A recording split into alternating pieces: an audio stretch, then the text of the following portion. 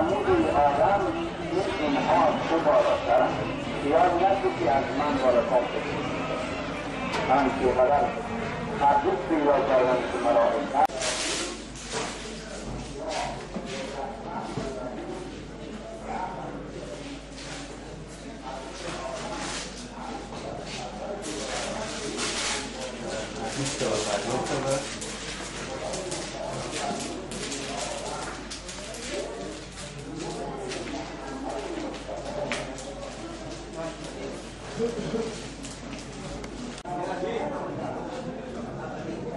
میگه از روایتی را در این صحیح بخاری نقل میکنه از جابر بن عبدالله انصاری، میگه ما اونجا نشسته بودیم یک دفعه دیدیم یک جنازه از اون طرف بلند شد آمد تا در نزد رسول الله رسید.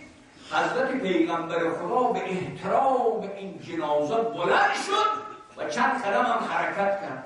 یه دیگه گفتن یا رسول الله یهودی بود، یهودی که احترام ندارد. پیغمبر خدا فرمود نه، او بشر است، او انسان است، در اصل خلقت با من و شما با من و شما یکیست. او معتقد به خدا و معتقد به آخرت است و احترام داره و من احترام یک جنازه یک یهودی بلند میشم و بلند شد. این سنت رسول الله است. آره بیم با خود ما شیعه و سنی هایی که در این سرزمین زندگی میکنیم مدت خوبه، ما خیلی باید شکر کرد. در افغانستان خیلی خوبه، برخورد برادران عزیزی اهل تسنن با برادران شیعه خیلی خوبه.